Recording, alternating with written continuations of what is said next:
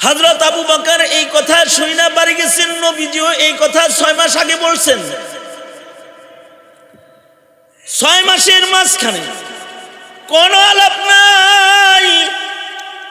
6 মাস পরে আল্লাহর রাসূলের ঘর ঘেরাও করেছে মক্কার কাফেররা, যে আল্লাহর রাসূলকে দুনিয়া থেকে বিদায় করে দিবে, ঘর ঘেরাও করে ফেলাইছে। আকস্মিক হিজরতের নির্দেশ। জিবরিল এসে বলে, ওগো সরকার, সূরা ইয়াসিন থেকে পড়েন, বালি হাতে লয়ে খালি ফেক্কা মারেন আর হাঁটতে চলে যান।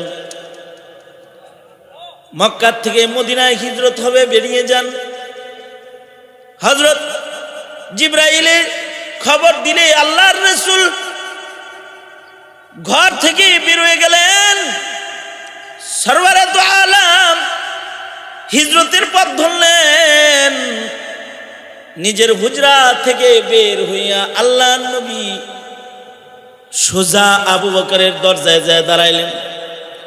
তবিয়তটা বুঝে কেমন, আল্লাহর রাসূল সাল্লাল্লাহু আলাইহি ওয়াসাল্লামের দরজায় দাঁড়ায়া ছোট্ট করে একটি ডাক দিয়েছেন, আবু বকর। প্রস্তুত আবু বকর গাঠি মাথায় লইয়া সোজা দরজা খুলে নবীজির দরবারে দাঁড়ায় কয়, লাব্বাইক। আল্লাহর রাসূল বলে, আবু বকর, ছোট্ট একটা ডাক দিলাম, 2 ডাক দেওয়া লাগে নাই। হিজরতের জন্য প্রস্তুত হয়ে বেরিয়ে আমার পাশে দাঁড়ায় লাব্বাইক বললেন। ও আবু বকর, আপনি কি বিছানায় পিঠ লাগায় ঘুমান না? আবু বকর বলে, হিজরত হবে জানি, কিন্তু আপনার ইচ্ছায় নয়, আল্লাহর নির্দেশে হবে তাও জানি। আল্লাহ কখন নির্দেশ দিবেন দুনিয়ার কেউ জানে না, তাই আমিও তো জানি না, আপনিও তো জানেন না যে হিজরতের ওয়াক্ত কখন। কিন্তু হিজরতের সাথী যেহেতু আমি আবু বকর, কখন হিজরতের নির্দেশ হয়ে যায় এটা জানা নাই। এই কারণে ওই হিজরতের সাথে আমি হব, খবরটা শোনার পর থেকে আজকে পর্যন্ত কোনো এক রাত আপনার আবু বকর নিজের দেহকে বিছানায় লাগায় নাই। প্রস্তুত হইয়া গাঠুরি মাথায় লইয়া আবু বকর দরজায় হেলান দিয়া দাঁড়ায় দাঁড়ায় রাত কাটে। যে কোনো সময় হাবিবি কিবরিয়া নবী হিজরতের আহ্বান এসে গেলে আবু বকরের কারণে যেন রহমাতুল লিল আলামিনের দরজায় দাঁড়ায় অপেক্ষা করুন না লাগে। সরকার, এই কারণে আপনার আবু বকর ওই দিন থেকে আজকে পর্যন্ত একদিন বিছনায় ঘুমায় নাই। প্রতি রাত্রে আবু বকর গাঠি মাথায় লইয়া হেলান দিয়া দরজায় দাঁড়ায় থাকে। আবু বকর ডাক কানে আসলে যেন লাব্বাইক বলে নবীর পাশে আবু বকর দাঁড়ায় যেতে পারে। মানুষের খাসলাত হইল নিজেদের কথাকে ওজনদার বানাইতে কসম করে। আল্লাহ পাক আল্লাহর কালামে জায়গায় জায়গায় কসম করেছেন, কিন্তু আল্লাহ পাক কোনো জায়গায় নিজের কথাকে শক্ত করতে অথবা বিশ্বাস করানোর উপযুক্ত বানাইতে আল্লাহ তাআলা কসম করেন নাই। আমরা আমাদের কসম থাকে হলে আমাদের কথাকে বিশ্বাসের উপযুক্ত বানানোর জন্য। একটা কথা বললাম, কেউ বিশ্বাস করলো না, তো তখন বলি আল্লাহর কসম এই কাজটা আমি করি নাই। নিজের কথাকে বিশ্বাসের উপযুক্ত বানাইতে আমরা কসম করি, কিন্তু আল্লাহ পাকের কথা কালামুল মুলুকি মুলুকুল কালাম, আল্লাহর কথা কথার রাজ্যের রাজা। আল্লাহর কথাটা কসমওয়ালাটা যেমন, কসম সারাটা তেমন। আল্লাহ যদি কিছু বলেন সেটা শক্ত করতে, বিশ্বাস্য বানাইতে কসমের কোনো দরকার নাই, কারণ আল্লাহর কথা এমনিতেই সব বিশ্বাস্য। ওমান আসদাকু মিনাল্লাহি কিলা, আল্লাহর চাইতে উত্তম কথা বলনেওয়ালা আর কে আছে? সুতরাং আল্লাহর কথা তো সব উত্তম, এটাকে উত্তম বানাইতে নতুন করে কোনো কসমের জরুরত নাই। এরপরেও আল্লাহ তাআলা যে কোরআনে কারীমে জায়গায় জায়গায় কসম করেছেন, কখনো বলেছেন সূর্যের কসম, কখনো বলেছেন চাঁদের কসম, কখনো বলেছেন তারকার কসম, কখনো বলেছেন আসমানের কসম, কোথাও বলেছেন জমিনের কসম, কোথাও বলেছেন কলমের কসম। এই যে এত কসম করলেন, কসমগুলোর কারণ কি? মুফাসসিরিন হযরতরা বলেন কসমগুলো হলো আল্লাহ পাকের ভালোবাসা। আল্লাহ যে আমাদেরকে ভালোবাসে, আল্লাহর কসমগুলো ভালোবাসার আধিক্যতা বোঝায়। বান্দার প্রতি আল্লাহ তাআলার ভালোবাসার প্রাচুর্য বোঝায় কসম। কারণ আল্লাহ পাকের কথা শক্ত করার জন্য কসমের দরকার না হইলেও মানুষের তবিয়ত হলো মানুষকে কসম করে কথা বললে মানুষ তাড়াতাড়ি বিশ্বাস করে। তবিয়তে ইনসান, এটা মানুষের খাসলাত, যে মানুষকে যদি কোনো কথা কসম করে বলা হয় তাহলে ওইটা বিশ্বাস করে নেয়। এটা মানুষের স্বভাব। এই তুই আমার এটা নিছস, না নেই নেই, না তুই নিছস, তুই স্যার আর কেউ নেই নেই, আল্লাহর কসম নেই নেই কয়, তাইলে মনে হয় নাস নেই। তার মানে হলো তবিয়তে ইনসান। মহল্লার আজান কোনটা? এগুলা কি মহল্লার না মহল্লার বাইরে? তবিয়তে ইনসান হলো যে কসম করে কিছু বললে তাড়াতাড়ি ওইটারে বিশ্বাস করে, এটা তবিয়তে ইনসান। ভালোবাসার কারণে তবিয়ত মূল্যায়িত হয়, ভালোবাসার কারণে। পিতার অন্তরে সন্তানের ভালোবাসা বেশি, এজন্য সন্তানের তবিয়ত পিতার কাছে মূল্যায়িত। দাদার অন্তরে নাতির মোহব্বত বেশি, এ কারণে দাদার কাছে নাতির তবিয়তের মূল্যায়ন আছে। নানা নাতিকে মোহব্বত করে তো নানা নাতির তবিয়তকে মূল্যায়ন করে। যেমন আল্লাহর রাসূল সাল্লাল্লাহু আলাইহি ওয়াসাল্লাম মোহাব্বতের কারণে তবিয়তের মূল্যায়ন করেছেন। যেমন আল্লাহর রাসূল সাল্লাল্লাহু আলাইহি সাল্লামকে নাতিরা ঘোড়া বানাইতে চায়, আল্লাহর রাসূল ঘোড়া হইতে রাজি হয়ে গেছেন। হাসান হুসেন বলে, না না তুমি ঘোড়া বনো তো, ঘোড়ায় চড়তে মনে চায়। তাই আল্লাহর রাসূল সাল্লাল্লাহু আলাইহি ওয়াসাল্লাম নাতিদের তবিয়ত মূল্যায়ন করতে গিয়ে নিজে ঘোড়া সাজছেন। আল্লাহর রাসূল নিজে হামাগুড়ি দিছেন, হাঁটুর উপরে ভর করে, হাতের উপরে ভর করে নিজের মাথা উঠায়া ঘোড়া হয়ে গেছেন আল্লাহর নবী। হযরত হাসান হুসাইন নবী আলাইহিস সালাতু ওয়াস সালামের পিঠের উপরে সওয়ার হয়েছে, পিঠের উপরে সওয়ার হয়েছে। আবার পিঠে বসে বসে কয়, আওয়াজ দেও না কেন? না না, আল্লাহর রাসূল গুঙ্গাইছেন, আওয়াজও দিচ্ছেন। এই যে তবিয়ত মূল্যায়ন, এটা মোহাব্বতের কারণে হয়। মোহাব্বত তবিয়ত মূল্যায়ন করায়। এ কারণে বড় ছোটর মূল্যায়ন করে মোহাব্বতের কারণে। বড় ছোটর মূল্যায়ন, মেজাজের মূল্যায়ন করে মোহাব্বতের কারণে। আমাদেরকে যত মানুষ মোহাব্বত করে, আমাদের প্রতি আল্লাহর ভালোবাসা, আল্লাহর মোহাব্বত, এটা কি দুর্বল না সবল? আওয়াজ করে বলেন, দুর্বল না সবল? আল্লাহর ভালোবাসা তো সর্বোচ্চ। আল্লাহর ভালোবাসাটা বান্দার জন্য সবচেয়ে উঁচু ভালোবাসা।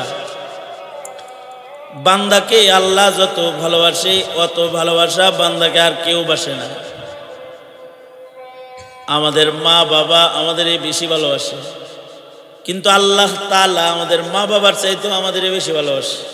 সুবহানাল্লাহ, আওয়াজ করে বলেন সুবহানাল্লাহ, আলহামদুলিল্লাহ বলেন।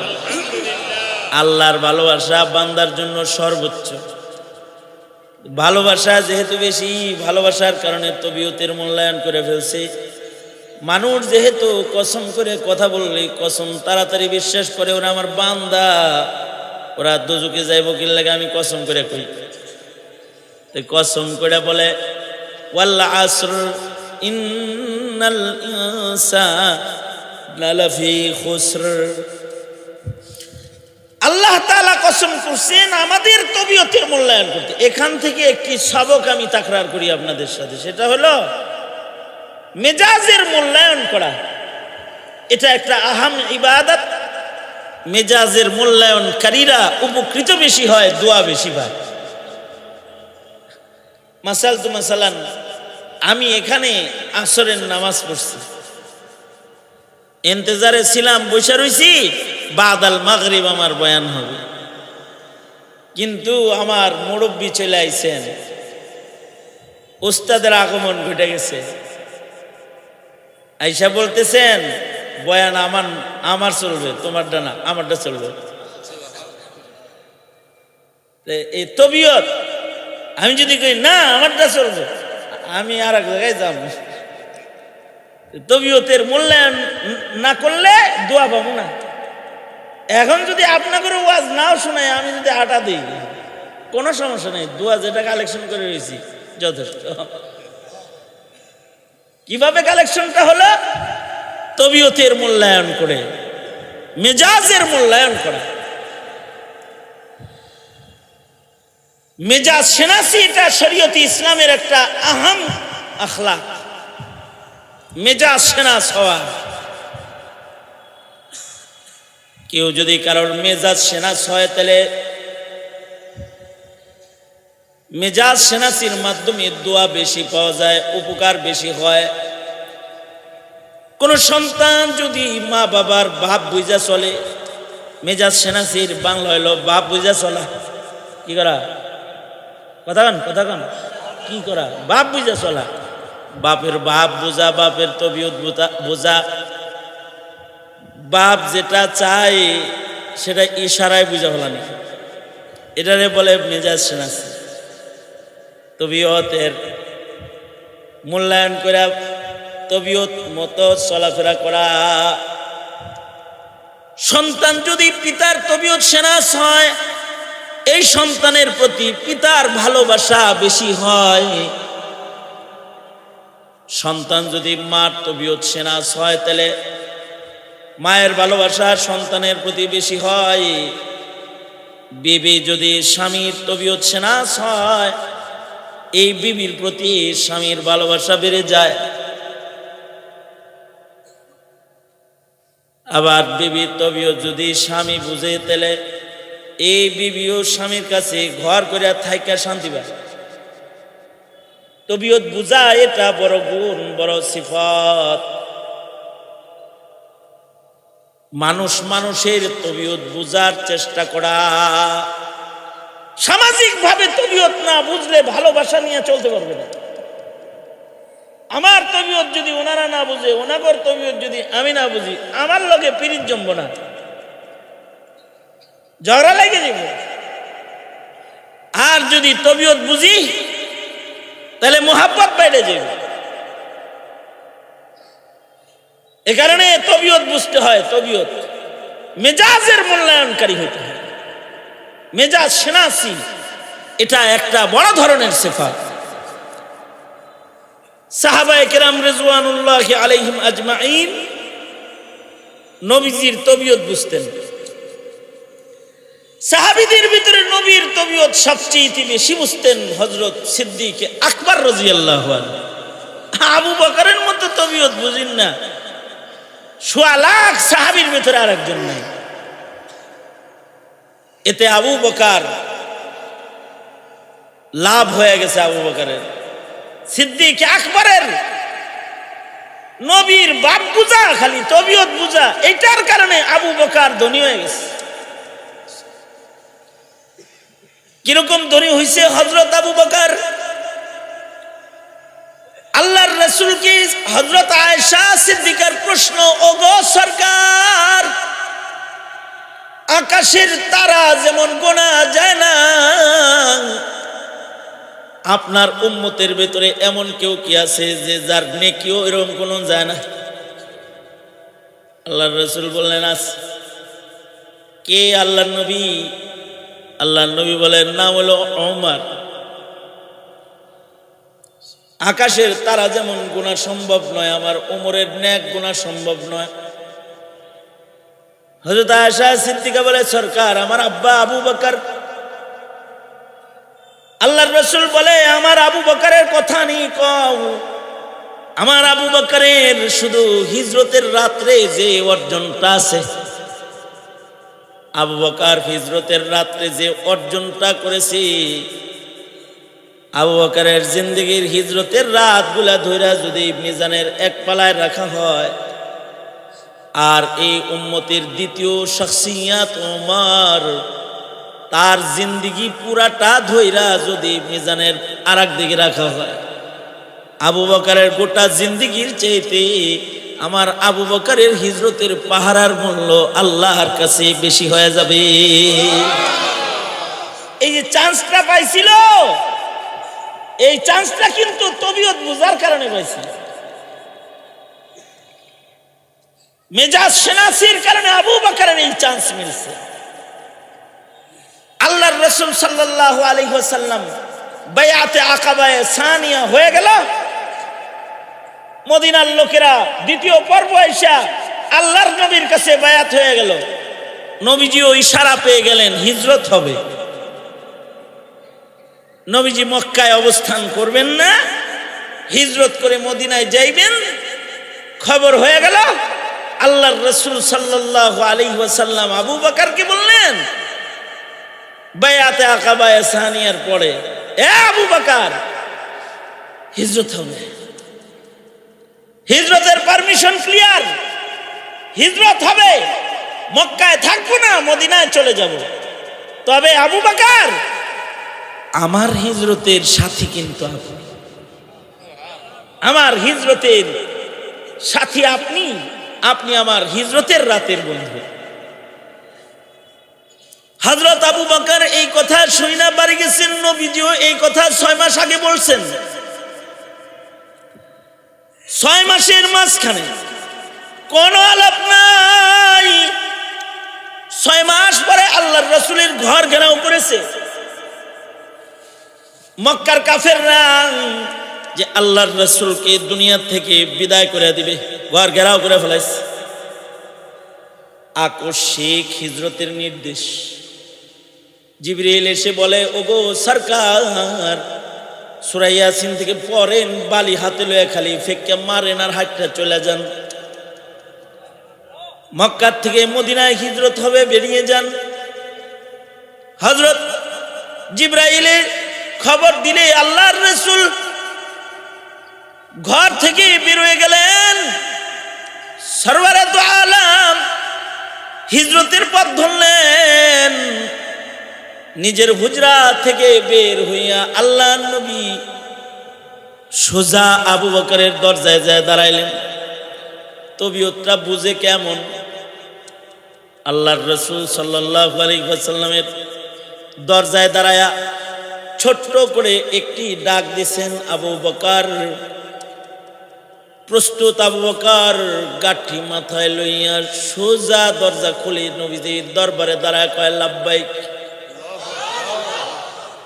আল্লাহর রাসূল বলে, আবু বকর, ছোট্ট একটা ডাক দিলাম, 2 ডাক দেওয়া লাগে নাই। হিজরতের জন্য প্রস্তুত হয়ে বেরিয়ে আমার পাশে দাঁড়ায় লাব্বাইক বললেন। ও আবু বকর, আপনি কি বিছানায় পিঠ লাগায় ঘুমান না? আবু বকর বলে, হিজরত হবে জানি, কিন্তু আপনার ইচ্ছায় নয়, আল্লাহর নির্দেশে হবে তাও জানি। আল্লাহ কখন নির্দেশ দিবেন দুনিয়ার কেউ জানে না, তাই আমিও তো জানি না, আপনিও তো জানেন না যে হিজরতের রক্ত কখন। কিন্তু হিজরতের সাথী যেহেতু আমি আবু বকর, কখন হিজরতের নির্দেশ হয়ে যায় এটা জানা নাই। এ কারণে ওই হিজরতের সাথে আমি হব খবরটা শোনার পর থেকে আজকে পর্যন্ত কোনো এক রাত আপনার আবু বকর নিজের দেহকে বিছানায় লাগায় নাই। প্রস্তুত হইয়া গাঠুরি মাথায় লইয়া আবু বকর দরজায় হেলান দিয়া দাঁড়ায় দাঁড়ায় রাত কাটে। যে কোনো সময় হাবিবি কিবরিয়া নবী হিজরতের আহ্বান এসে গেলে আবু বকরের কারণে যেন রহমাতুল লিল আলামিনের দরজায় দাঁড়ায় অপেক্ষা করুন না লাগে। সরকার, এই কারণে আপনার আবু বকর ওই দিন থেকে আজকে পর্যন্ত একদিন বিছনায় ঘুমায় নাই। প্রতি রাত্রে আবু বকর গাঠি মাথায় লইয়া হেলান দিয়া দরজায় দাঁড়ায় থাকে। আবু বকর ডাক কানে আসলে যেন লাব্বাইক বলে নবীর পাশে আবু বকর দাঁড়ায় যেতে পারে। এটা মেজাজ সেনাস। এই সময় নবী ডাকতে পারে, বাস ওই সময়ই নবীর ডাকে লাব্বাইকের জন্য হাজিরা দিয়ে রয়েছে। মেজাজ সেনাস, মেজাজ সেনাসি এটা বড় একটা সিফাত।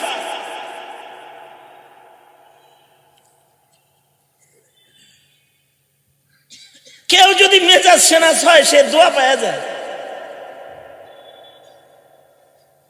আমার বাসা এখন 7 তলার উপরে, এখন তো লিফট লাগছে। একটা সময় ছিল যে লিফট ছিল না, এই 7 তলা উঠুন লাগতো হাইটটা। বাসায় গেলে তাড়াতাড়ি দরজা না খুললে চেতে যেতাম। 7 তলা উঠছি ভাইয়া, দরজা খুলতে যদি দেরি হয় তো মনে হয় যে দুইটা টান্দা ছিড়াল হয় দিয়ে একেবারে এত উপরে উঠছি, এখন দরজায় তার করে রাখছে। আলহামদুলিল্লাহ, ওই যে এক আধ দিন রাগ হয়েছি যে এটা যে আমার মেয়ে দেখছে। আমার বড় মেয়ে বাড়িতে আসলে, আমার বাসায় আসলে রাত্রে ঘুমান না। আমি মাহফিল থেকে যাওয়া পর্যন্ত আর ঘুম আনবো না ঘুম। আমি বললাম, তুমি বাসায় থাকলে তুমি দরজা খুলো, ঘুমাও না রাত্রে? আপনি যেই চেতা চেতেন, এই জন্যে বাপের বাড়ি আসি 3 দিন থাকতে, যদি ঘুমায় আর যদি আপনার কষ্টের কারণ হয় আপনি বলবেন মাও ঘুমায় মেয়েও ঘুমায়, এই জন্য ঘুমাই না। তিলাওয়াত করি আপনি আশা রাখ পর্যন্ত। মেজাজ সেনাসি, তুমিও বুঝলে পরে দোয়া পাওয়া যায়। এই মেজাজ সেনাস হওয়া এটা দোয়া পাওয়ার একটা মাধ্যম। শিক্ষাঙ্গনের সব উস্তাদ একরকম হয় না। কিছু উস্তাদ থাকে নরম আর কিছু উস্তাদ থাকে গরম। এই গরম উস্তাদের তবিয়ত যদি কেউ না বুঝে তার কাছ থেকে ইলম নিতে পারে না। কিন্তু 100 ছাত্রর ভেতরে যেই ছাত্রটা এই গরম উস্তাদের তবিয়ত বুঝালায়, ও হের কাছ থেকে মালটা লয়ে লয়, ইলমের ঝুড়িটা বড় বানায়। বড় যদি তবিয়ত ছোটর মূল্যায়ন করে এটাকে বলে মুহাব্বত, আর ছোট যদি বড়র তবিয়ত মূল্যায়ন করে তাহলে এটাকে বলে আদব। যেমন নবী বিবিদের ভেতরে হযরত আয়েশা সিদ্দিকা আল্লাহর রাসূলের তবিয়ত সবচেয়ে বেশি বুঝতেন। এ কারণে মৃত্যুর আগে সরওয়ারে দু আলম নিজের অন্য বিবিদের কাছ থেকে রুখসত নিয়ে বললেন, আপনারা যদি অনুমতি দেন তাহলে আমি আমার জিন্দেগির শেষ সময়টা আয়েশার হুজরায় কাটাতে চাই। উম্মাহাতুল মুমিনিন হযরত রিজওয়ানুল্লাহি আলাইহিম আজমাইন যারা ছিলেন সবাই অনুমতি দিয়ে দিলেন। আল্লাহর রাসূল হযরত আয়েশার ঘরে ঢুকলেন। জীবনের শেষ ভাগে অন্য কোথাও আল্লাহর নবী যান নাই। হুজরায়ে আয়েশায় রাত দিন আল্লাহর রাসূল শেষ সময়গুলো কাটাইছেন। হযরত উম্মুল মুমিনিন আয়েশা সিদ্দিকা বলেন, আমি নবীর তবিয়ত বোঝার কারণে এই শরফ আমার হাসিল হয়েছে যে আল্লাহর রাসূল জীবনের শেষ ভাগ আমার ঘরে কাটাইছে। আমি নবীর তবিয়ত বোঝার কারণে নবীর ওফাত আমার হুজরায় হয়েছে, আমার কোলের উপরে মাথা রাখা অবস্থায় হয়েছে। আমি নবীর তবিয়ত বোঝার কারণে রসুলের ইন্তেকাল আমার ঘরে হয়েছে, রওজা আমার ঘরে হয়েছে। কিয়ামত পর্যন্ত নবীর উম্মতরা রসুলকে সালাম দিতে আসলে আমি আয়েশার ঘরের দরজায় দাঁড়ায় দাঁড়ায় দুনিয়ার সব উম্মতকে নবীকে সালাম দিতে হবে। আল্লাহর রাসূল সাল্লাল্লাহু আলাইহি ওয়াসাল্লামের তবিয়ত বুঝার কারণে হযরত আয়েশা বলেন, নবীর ইন্তেকালের পূর্বের শেষ সময়ের মুখের লালা আমি আয়েশার নসিব হয়েছে। হযরত আয়েশা নবীজির ঠোঁট দেখা বুঝা ফেলাইলেন, ঠোঁট দেখা বুঝা ফেলাইলেন নবীর মেসওয়াক করতে মনে চায়। হযরত আয়েশার সাথে সাথে একটা ডালকে চিবায় নরম বানায় মেসওয়াকটা নবীর হাতে তুলে দিলেন। এটা ছিল হাবিবে কিবরিয়া নবীর জিন্দেগির নবুয়তে জিন্দেগির শেষ আমল। ইন্তেকালের পূর্বে আল্লাহর রাসূল মেসওয়াক করলেন। হযরত আয়েশা বলেন, আমি একটা মেসওয়াক চাবায়া নবীর হাতে দিছি, আর নবী আমার লালা মিশানো মেসওয়াক দিয়া আল্লাহর রাসূল জীবনের শেষ মেসওয়াকটা করে ফেললেন।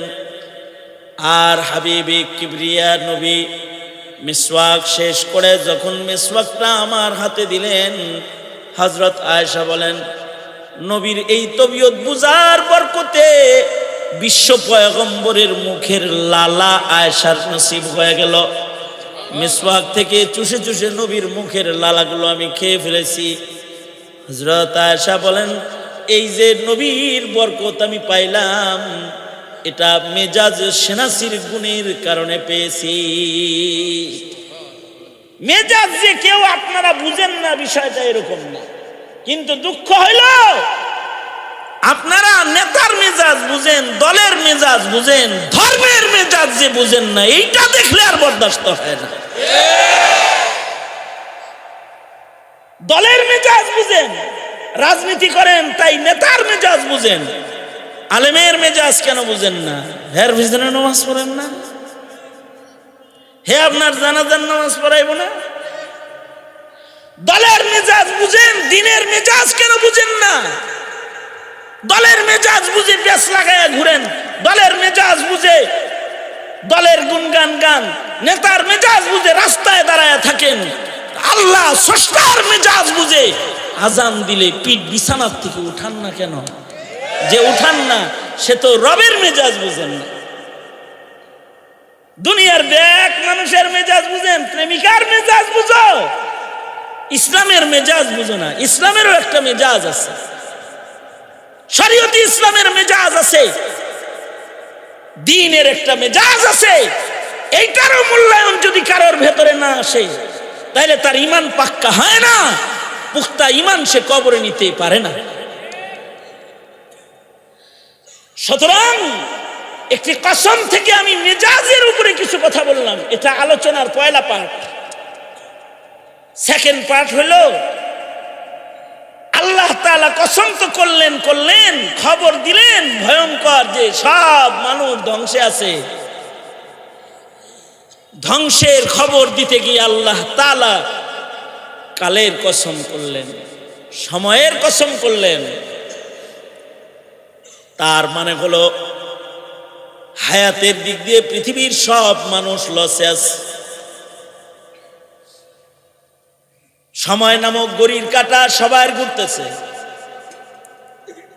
সবার হায়াত ছোট হইতেছে। হায়াত হলো আখিরাত বাণিজ্যের মূল ক্যাপিটাল। আখিরাত বাণিজ্যের মূল ক্যাপিটাল হলো হায়াত। হায়াতের উপমা বরফের চাকার মতন, এটা ধীরে ধীরে ধীরে ধীরে ছোট হইতেছে। হায়াত যেমন আমার ছোট হইতেছে, আপনাদেরও ছোট হইতেছে। এই যে আমি এখানে বসছি আধা ঘন্টা হয়েছে, আমার জিন্দিগির আধা ঘন্টা শেষ, আপনার জিন্দিগির আধা ঘন্টা শেষ, বাচ্চার জিন্দিগির আধা ঘন্টা শেষ। জমানা কারোর জন্য অপেক্ষা করে না। জমানা এক হাল রহতা নেহি, গুজশতা জমানা ফিরাতা নেহি। মানুষের জিন্দিগির সময় নামক ক্যাপিটাল যেটা শেষ হয়ে যায়, এটা আর ফেরত আসে না। আমার আপনার যেমন হায়াত ফেরত আসতেছে না, কম্বল লাগছে, তার মানে আপনি আমি সব মৃত্যুর কাছাকাছি যাইতেছি, কিয়ামতের কাছাকাছি যাইতেছি, কবরের কাছাকাছি যাইবার লাগছে। ইরতাহালাতিদ দুনিয়া মুদবিরাতান। ক্বালা আন আলিয়্যিন আন্নাহু ক্বাল عن علي أنه قال ارتحلت الدنيا مدبرة وارتحلت الآخرة مقبلة। দুনিয়া পেছনে চলে যাইতেছে, কিন্তু হিসাব নিকাশ সামনে আসতেছে, মিজান সামনে আসতেছে, পুলসরাত সামনে আসতেছে, আজরাইল কাছে আসতেছে, আখিরাত সামনের দিকে আসতেছে। সবার জীবন থেকে হায়াত কইমা যেতেছে, তো সবার জীবনে কিয়ামত নিকটবর্তী হইতেছে, সবার মৃত্যু কাছাকাছি আসতেছে। আপনি আমি যারা মাহফিলে বসে রয়েছে, আমাদের যেমন হায়াত কমতেছে, যে দোকানে বসে রয়েছে তারও হায়াত কমতেছে, যে হোয়াইট হাউসে বসে রয়েছে তারও হায়াত কমতেছে, কাবার ইমামের মুসাল্লায় যে দাঁড়ায় রয়েছে তারও হায়াত কমতেছে, মসজিদের নববীর মুসাল্লায় যিনি দাঁড়িয়ে আছে তারও হায়াত কমবার লাগছে, প্রধানমন্ত্রীর চেয়ারে যিনি বসে আছে তারও হায়াত কমতেছে, প্রেসিডেন্টের চেয়ারে যিনি বসে আছে তারও হায়াত কমতেছে। আমার আধা ঘন্টা কমছে তা না, রাষ্ট্রপতিরও আধা ঘন্টা কমে গেছে, স্বরাষ্ট্রমন্ত্রীরও কমে গেছে, অর্থমন্ত্রী এত টাকা বাংলাদেশে খরচ হয় যার স্বাক্ষরে তারও হায়াত কমে গেছে। কোনো কায়দা নাই। হায়াত নামক বরফের চাক্কা গলতেছে আর সবাই মৃত্যুর দিকে চলতেছে। এই যে মৌতের দিকে চলা, এই মাসআলায় সবাই লসে আছে, কেউ লাভে নাই, কারোর হায়াত বাড়ে নাই, সবার হায়াত কমছে, তাই সবাই লসে পড়ছে। তার মানে হলো ব্যবসার মূলধন ছোট হইতেছে। ব্যবসার মূলধন যদি ছোট হয় তাহলে ওটার এক ক্ষতি হয়। এই কারণে আল্লাহ তাআলা বলে ইন্নাল ইনসানা লাফি খুসর, মানুষ সব ধ্বংসে আছে, খাসারায় আছে, ক্ষতিতে আছে। তার মানে হলো হায়াত কমার দিক দিয়ে সবাই, মূলধন কমার দিক দিয়ে এক সমান, ইনসান জাতি সব হায়াত কমতেছে।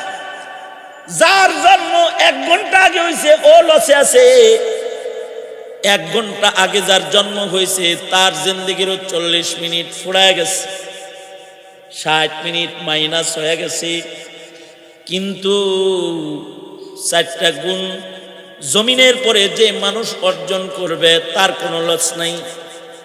অর্থাৎ সে মৃত্যুর কাছাকাছি গেলে তার কোনো চিন্তা নাই, তার কোনো ভাবনা নাই, তার কোনো পেরেশানি নাই। যেই মানুষের ভিতরে 4টি গুণ একত্রিত হবে, তার যদি হায়াত শেষ হয়ে যায় লস নাই, লস নাই। নকল হায়াত শেষ হবে, তার জান্নাতের হায়াত শুরু হবে। তার দুনিয়া শেষ হবে, তার আখিরাত শুরু হবে। কুনু মিন আবনাইল আখিরাহ, আল্লাহর রাসূল বলেছেন যে তোমরা আখিরাতের সন্তান হও।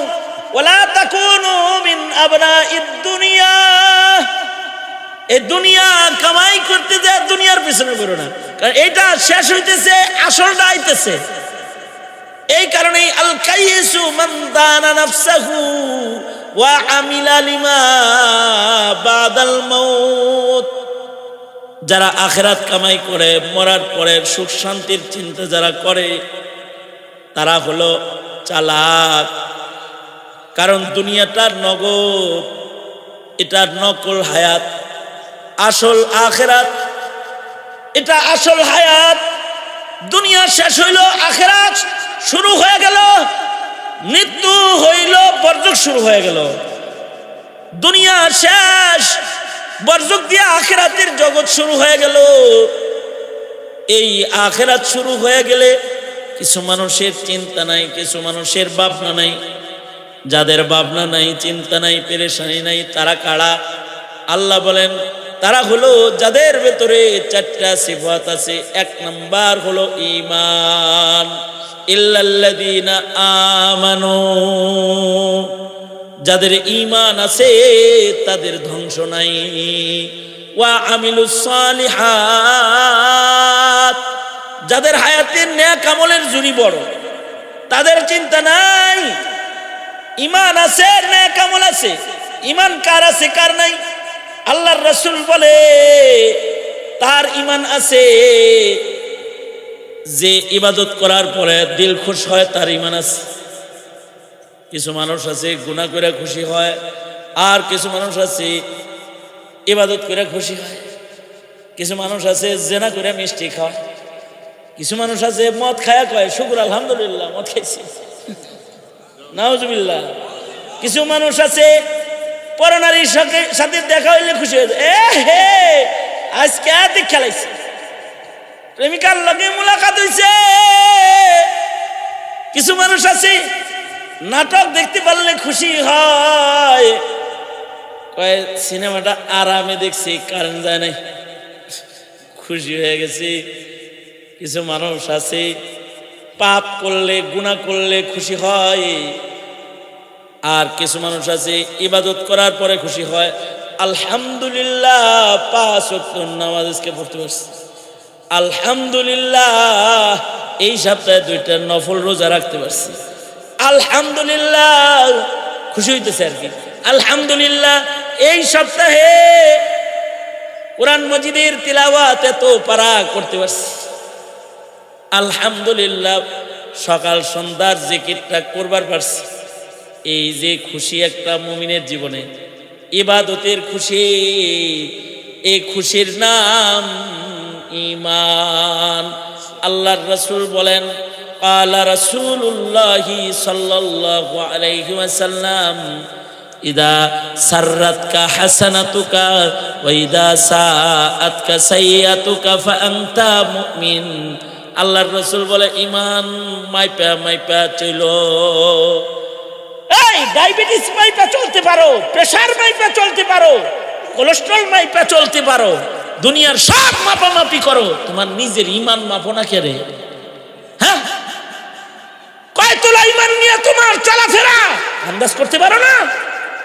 মনে মনে ভাবতে পারো প্রেসার তো ডাক্তার দিয়া মাপাই, ঈমান কারে দিয়া মাপামো? ঠিক আছে, প্রেসারও একা একা মাপা যায়, যন্ত্র কিনা লইছে হাতে লাগাইলে কয় এত ভাই এত। ডায়াবেটিস একা একা মাপা যায়, মেশিন কিনা লইছে, আঙ্গুলের মাথায় 1 ফোঁটা রক্ত বের করে কয় ডায়াবেটিস 0, চিনি দাও। নিজের ডায়াবেটিস নিজে মাইপালায়। বিশ্ববিজ্ঞানী মুহাম্মদুর রাসূলুল্লাহ সাল্লাল্লাহু আলাইহি ওয়াসাল্লাম 1000 বছর আগে ঈমান মাপার থার্মোমিটার দিয়ে থয়ে গেছে, যন্ত্র দিয়ে থয়ে গেছে। এই মৌলবীর কাছে যে তোর ঈমান মাপন লাগবো না, ল্যাবের নিচে শুয়ে শুয়ে মাইপা লইস। নিজের ঈমান নিজেই মাইপা লইস। নিজের ঈমান কিভাবে নিজে মাপবে? আল্লাহর রাসূল মূল নীতি হাতে তুলে দিলেন। ইদা সাররাতকা হাসানাতুকা ওয়া ইদা সাআতকা সাইয়্যাতুকা ফাআনতা মুমিন। আল্লাহর নবী বলে তোমার দিল যদি গুনাহ করে খুশি হয় তাহলে মনে করবা ঈমান নাই, আর যদি তোমার দিলে ইবাদত করে খুশি হয়, সাররাতকা হাসানাতুকা সাআতকা সাইয়্যাতুকা, গুনাহ করার পরে পেরেশান হয়, পাপ হয়ে গেছে পেরেশান, মিথ্যা কথা বলে ফেলাইছে পেরেশান হয়ে গেছে, গীবত করে ফেলাইছে, পেরেশান হয়ে গেছে, অথবা জেনা করে ফেলাইছে, পেরেশান হয়ে গেছে, অথবা কোনো পাপাচার করে ফেলেছে, পেরেশান হয়ে গেছে। এই পেরেশানির রংটার নাম ঈমান। এই ঈমানটা নবীর সাহাবীদের ঈমান। কারণ সাহাবীদের জীবনে গুনাহ হয়েছে, কিন্তু সাহাবীরা গুনাহ হওয়ার পরে পেরেশান হয়েছে। নবী আর সাহাবী ব্যবধান, বহু ব্যবধানের ভিতরে এক ব্যবধান, নবীদের গুনাহ নাই আর সাহাবীর গুনাহ আছে। সাহাবীর গুনাহ হয়েছে জীবনে, গুনাহ হওয়ার পরে সাহাবী আবার গুনার কারণে পেরেশান হয়েছে। গুনাহ হয়ে গেছে তো পেরেশানি নিয়ে আল্লাহর রাসূল সাল্লাল্লাহু আলাইহি ওয়াসাল্লামের কাছে আসছে, এসে বলে জেনা করছি, পবিত্র করে দেন। আল্লাহর রাসূল তাকে সঙ্গে সার করেছে। সাহাবী সঙ্গে সার করতে যায় গায়ে রক্ত আইছে, কয় হে জানির রক্ত গায়ে লাগছে রে। আল্লাহর রাসূল বলে জানি কইস না রে, তওবাকারী বলে। যেই তওবা করছে আর যে পেরেশানি করছে, ওর তওবাটাকে ওর একার জান্নাতের সামান খালি না, ওর গোত্রের মানুষরে বাইটটা দিলে সব জান্নাতে চলে যাবে। কিসের কারণে? পেরেশানির কারণে। পেরেশানির কারণে গুনাহ করে ঠান্ডা মাথায় ঘুরে বেড়ায়, এ হলো বেঈমান। গুনাহ করার পরে ঠান্ডা মাথায় ঘুরে, আকাম কইরা ঠান্ডা মাথায় ঘুরে, পাবলিকেরটা হজম কইরা ঠান্ডা মাথায় ঘুরে, পরশিকটা দখল কইরা ঠান্ডা মাথায় ঘুরে, নিজের হাতে মানুষ মাইরা ঠান্ডা মাথায় ঘুরে, পরের ইজ্জত নষ্ট কইরা ঠান্ডা মাথায় ঘুরে। ঠান্ডা মাথার খুনি বেঈমান। ঠান্ডা মাথা, আকাম কইরা ঠান্ডা মাথা বেঈমান। এটা ঈমান না থাকার আলামত। আর যার গুনাহ হওয়ার পরে পেরেশান হয়, এটা তার ঈমান থাকার আলামত। এই গুনাহ হইতেই পারে, মানুষ তো, কিন্তু গুনাহ হওয়ার পরে পেরেশান হইছে। মাহফিলে যে চুপ করে বসে চোখের পানি ঝরাইতেছে আর কানবার লাগছে, আল্লাহ গুনাহ করছিলাম, ওয়াজ মাহফিলে আইছি, আল্লাহ ওয়ালাদের মজলিসে আইছি, একটা আশায় আইছি, আল্লাহ তুমি ওরে মাফ করে দাও। ওগো আল্লাহ, আমার তোমার কাছে ক্ষমা চাওয়ার ভাষা নাই, কিন্তু ক্ষমা চাওয়ার আশা আছে। আল্লাহ তুমি আমারে ক্ষমা করে দাও। এই একটা পেরেশানি লইয়া পড়ছে, গুনার পেরেশানির ঈমান যদি কারোর ভেতরে পাওয়া যায়, তাহলে আল্লাহ তাআলাকে 100 খুনের গুনাহ থেকে মুক্তি আল্লাহ তাআলা তাকে দিয়ে দেয়। বুখারী শরীফ প্রমাণ করেছে 100টা খুন করে পেরেশান হয়ে গেছে, কেমনে মাগফিরাত লমু, কিভাবে দোজখের আগুন থেকে বাঁচমু, তওবার জন্য নিজের ঘর থেকে বের হয়ে গেছে। তওবার শব্দগুলা এখনো পর্যন্ত মুখে তার উচ্চারিত হয় নাই, মাঝ রাস্তায় যায় মরে গেছে। এই যে গুনাহ থেকে মুক্তির পেরেশানি লইয়া সফর করে ঘর থেকে বের হইয়া তওবার আশায় আল্লাহর বান্দা আল্লাহকে পাওয়ার আশায় ঘর থেকে বের হয়ে রাস্তায় যায় যে মরে গেছে, আল্লাহ তাআলা তার এই পেরেশানির ঈমানটাকে এত এত পছন্দ করে ফেলাইছে। বুখারী প্রমাণ করে আল্লাহ তাআলা তার 100 জিনার গুনাহ মাফ কইরা, আল্লাহ তাআলা 100 খুনের গুনাহ মাফ কইরা তাকে আল্লাহ তাআলা এই বান্দাকে আল্লাহর জান্নাত আল্লাহ তাআলা দান করেছে। 100 খুনের গুনাহ মাফ করছে শুধু পেরেশানি নামক ঈমানের মালিকানার আশায় থাকার কারণে। সুতরাং এই নিজের ঈমান নিজে মাপো। ঈমান থাকলে চিন্তা নাই। ঈমান কিসের নাম? ঈমান হাসানাতের আনন্দের নাম, গুনাহের পেরেশানির নাম।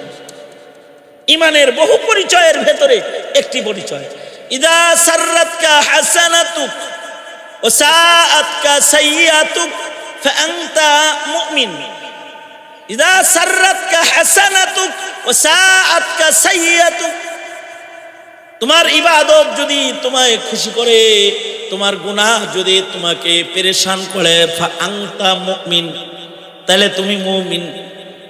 তাহলে নিজের ভিতরে পেরেশানি খুঁজবেন, গুনার পেরেশানি, আর খুশি খুঁজবেন ইবাদতের খুশি।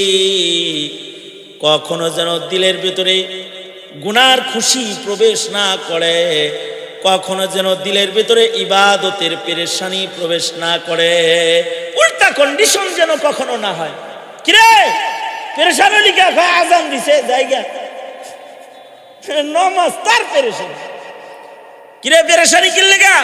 দেখস নাই যে আজকে গাছের দিন, ওই যাইতেছে একটু পরে আমার দোকানে ভাই আর ধরবো, আর কইব মসজিদে চলে জায়গা বিড়ি খায় আসি, যাক পরে যেমন তাবলীগ জামাত হয়েছে আর পেরেশানি, মুয়াজ্জিনের আজান হয়েছে তার পেরেশানি, মৌলবীর কথা হয়েছে তার পেরেশানি, হকের আজান হয়ে গেছে তার পেরেশানি, ইসলামের কথা হলো তার পেরেশানি, আর নাস্তিকের কথা হলো তার খুশি, দিনের কথা হলো তার পেরেশানি, দিনের খেলাফ আচরণ হলো তার খুশি, ধর্মের কথা তার পেরেশানি, ধর্মের বাণী তার কাছে বিষাদের বাণী, আর নাস্তিকের বাণী তার কাছে মধুর বাণী।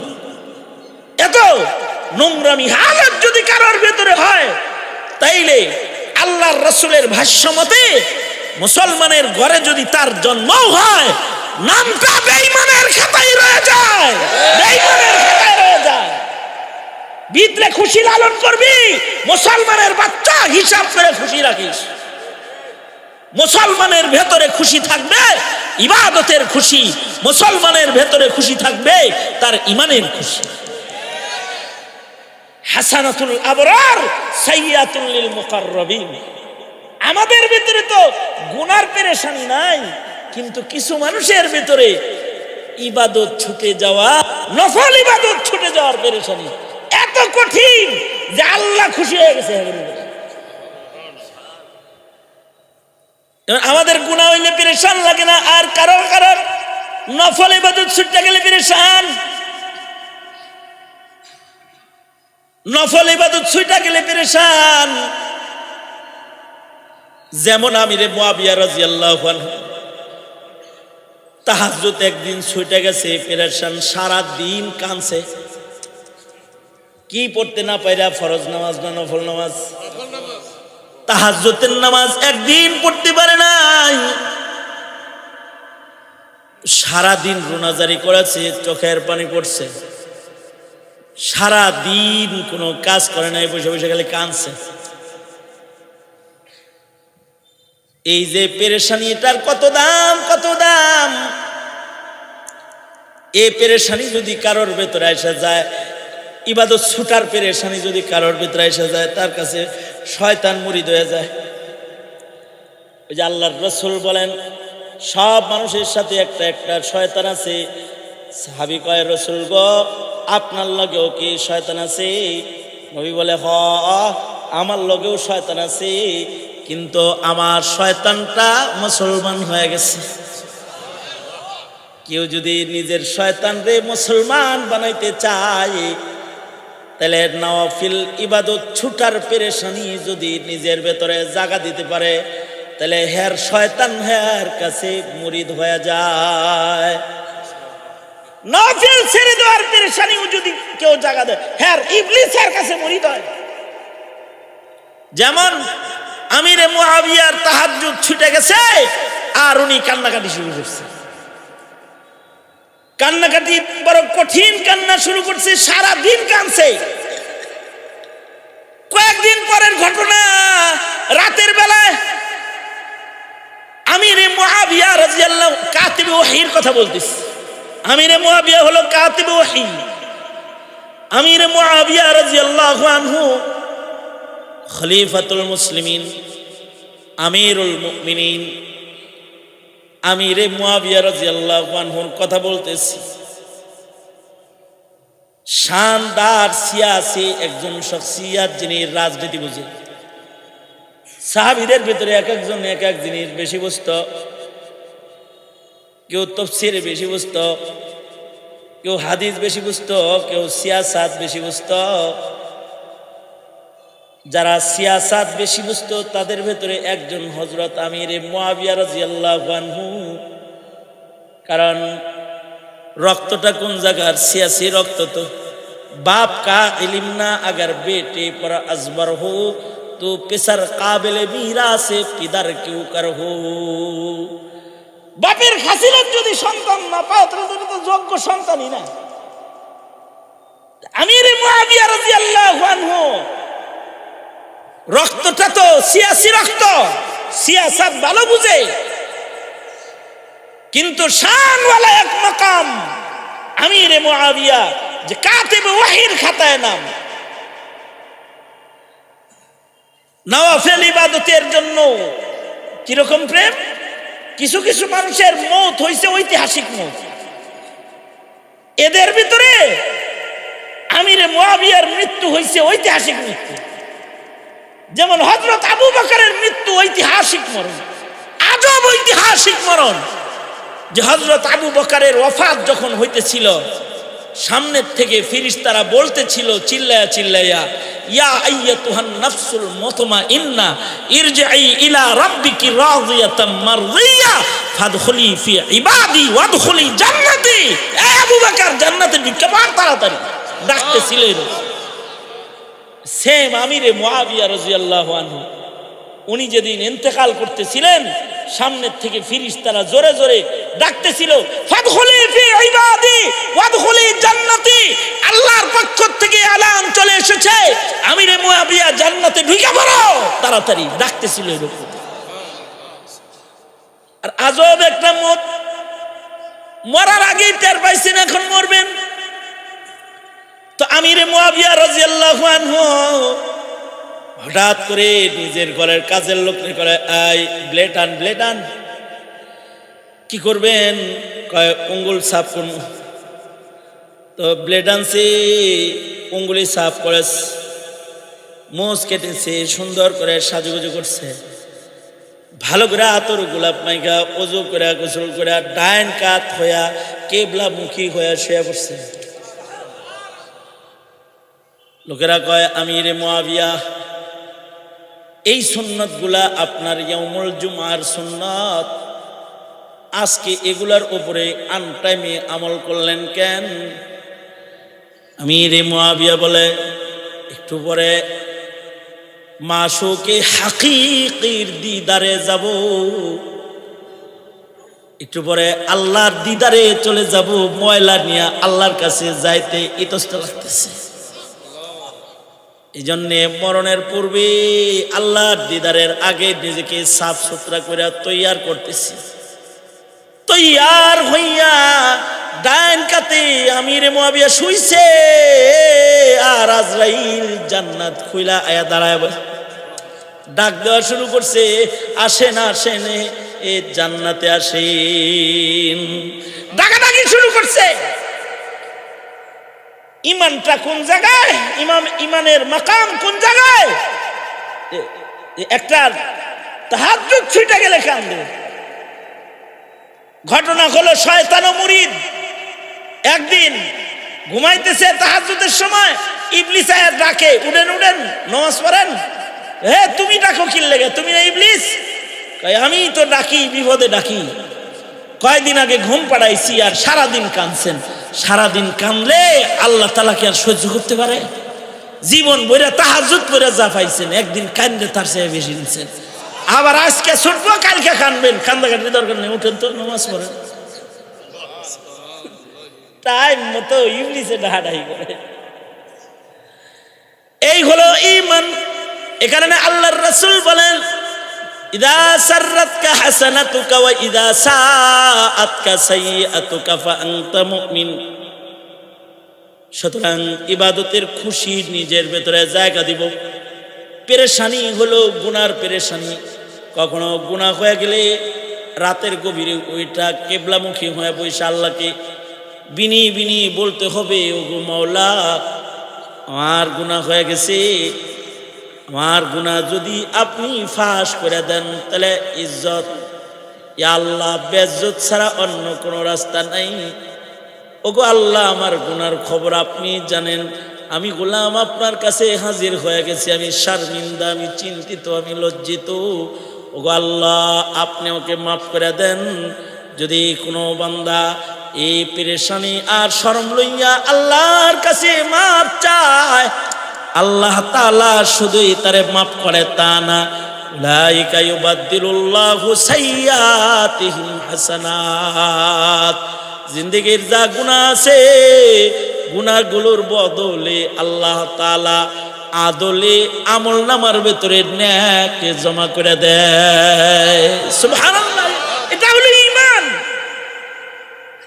তো এই ঈমানের মালিকানা হাসিল করি, ওয়া আমিলুস সালিহাত, ইখলাস ওয়ালা আমল দিয়ে নিজেকে সাজাই। নিজের ঈমান, নিজের আমল খালি হেফাজত করলেই হয় না। এই মিল্লাতের শ্রেষ্ঠত্ব ওয়াতাওয়াসাউ বিল হক ওয়াতাওয়াসাউ বিস সাবর। হকের কথা বলবে, সত্যের কথা বলবে, মানুষদেরকে মিথ্যার ব্যাপারে সতর্ক করবে, গুনার ব্যাপারে সতর্ক করবে, তাওয়াসি ইলাল হক করবে, তাওয়াসি ইলাস সাবর করবে, আই সাবরানিল মাসিয়াও করবে। অন্যায় করতে দেখবে, বলবে এদিকে যাস না, ওদিকে দোজখ খোলা আছে। ইবাদতের দিকে ডাকবে, চুপ থাকিস না, আয় এদিকে জান্নাত খোলা আছে। আহ্বান করে যাবে, সালেহ হবে, মুসলিহ হবে। এই জাতির শ্রেষ্ঠত্ব আল্লাহ তাআলা মুসলিহের জিম্মাদারি দিয়ে শ্রেষ্ঠত্ব দিয়েছেন। কুনতুম খায়রা উম্মাতিন উখরিজাত লিন-নাস তা'মুরুনা বিল মা'রুফ ওয়া তানহাউনা আনিল মুনকার। এই কারণে হার হার মর্দে মুমিনের জিম্মাদারি তাওয়াসি ইলাল হক করা, দাওয়াত করা, তাবলীগ করা। একদিকে নিজের আমল ঠিক, আর একদিকে জাতির আমলের ফিকির, আর জাতিকে সংশোধন করার মেহনত।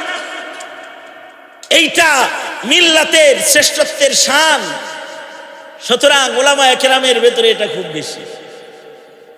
এই জাতি যখন গুমরাহির দিকে দৌড়ায়, জাতি যখন ভ্রান্ত পথের দিকে দৌড়ায়, কেউ কথা না বললেও তখন তাওয়াসি ইলাল হক করবার জন্য আলেমরা তাদের মুখ খুলে দাঁড়ায় যায়। এইদিকে যাস না, ওইদিকে দোজখ আছে বলে। কেন বলে? এই হক, হক্কানিয়তের কথা। ওয়ালতাকুম মিনকুম উম্মাতুন ইয়াদউনা ইলাল খায়র তা'মুরুনা বিল মা'রুফ ওয়া তানহাউনা আনিল মুনকার। একটা কাফেরা তো থাকবেই যারা সাদাকে সাদা বলবে, কালোকে কালো বলবে। যে সাদাকে সাদা বলে না, কালোকে কালো বলে না, ও আসুকুতু নিসফুর রিজা, ইহুদিদের দালালি করে যায়, চুপ থেকে থেকে দালালি করে যায়, ইহুদির দালালি করে যায়। তার নীরবতা এক ধরনের সমর্থন। অন্যায়ের সামনে যারা নীরবতা পালন করে, অন্যায়কে যারা সুস্পষ্ট করে না, তারা অন্যায়ের সমর্থক গোষ্ঠী। ঠিক বললেও ঠিক, না বললেও ঠিক, বুঝতে শুনে কইছি, না বুঝতে কইছি নাকি মিয়া? এখানে হচ্ছে ভালো করে কম। এ কারণে হকের কথা বলতে সকলে হক, হক্কানিয়তের সাথে ঐক্যবদ্ধ অবস্থায় হকের আওয়াজকে বুলন্দ করব, ইনশাআল্লাহ। বলেন রাজি আছেন তো? ইনশাআল্লাহ। আল্লাহ তৌফিক দান করেন। আওয়াজ করে বলেন আমিন। মাহফিল আল্লাহ কবুল মঞ্জুর করুক, আমিন। ওয়া আখিরু দাওয়ানা আলহামদুলিল্লাহি রাব্বিল আলামিন। আসসালামু আলাইকুম ওয়া রাহমাতুল্লাহ। বাদ আল ইশা হাবিবুল্লাহ মাহমুদ কাসেমি মজলুম আলেম দ্বীন বয়ান করুন। নামাজ পড়লেই বসে যাবে।